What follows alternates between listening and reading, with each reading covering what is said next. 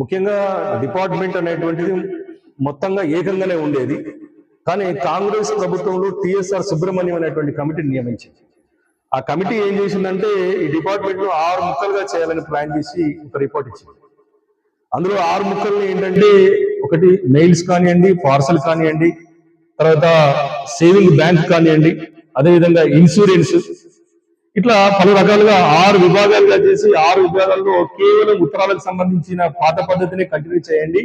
మిగిలినటువంటి 5 విభాగాలు ఏవైతే ఉన్నాయో వాటిని మొత్తం కూడా కార్పొరేట్లకు అప్పగిస్తే ఈ యొక్క డిపార్ట్మెంట్ లాభాల్లోకి వెళ్తుంది అనేటువంటి ఒక రిపోర్ట్ ను ఇవ్వడం వల్ల అందులో కొన్ని కార్యక్రమాలు అనేటువంటి సేవింగ్ బ్యాంక్ ను, తర్వాత ఇన్సూరెన్స్ సెక్టార్ ను కూడా కొంత ప్రైవేట్ పరం చేయడానికి ఈ యొక్క ప్రభుత్వం ఆలోచన చేసింది.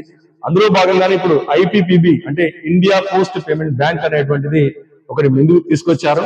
ఆ యొక్క ఇండియా పోస్ట్ పేమెంట్ బ్యాంక్ తరఫున ఇప్పుడు అంటే కొన్ని సర్వీసెస్ అందుతున్నప్పటికీ మేజర్ గా అంటే డిపార్ట్మెంట్ లో ఉన్నటువంటి సేవింగ్స్ బ్యాంక్ అనేటువంటిది చాలా నంబర్ ఆఫ్ అకౌంట్స్ ఉన్నాయి, కొన్ని లక్షల అకౌంట్స్ ఉన్నాయి. ఆ లక్షల అకౌంట్స్ కి మనం ఏం చేయమంటున్నాం అంటే ఆన్లైన్ విధానాన్ని ఇవ్వమంటున్నాము.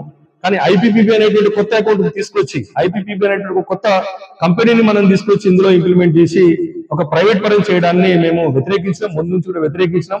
మన జరిగినటువంటి ఆగస్టు 2020-22 మధ్యలో జరిగినటువంటి ఆగస్టు 10వ తారీఖున జరిగినటువంటి ఆ యొక్క సమ్మె ఉధృతం కావడం వల్ల ఐపీపీబీలో యొక్క సేవింగ్ బ్యాంక్ ను మెర్జ్ కాకుండా మా యొక్క డిపార్ట్మెంట్ లో మా యొక్క సంఘం కీలకమైనటువంటి పాత్ర వహించి దేశవ్యాప్తంగా సమ్మె చేసి 1 డే స్ట్రైక్ చేసి ఆ యొక్క ప్రపోజల్ ను మేము అడ్డుకున్నామని ఈ సందర్భంగా తెలియజేస్తా ఉన్నాం.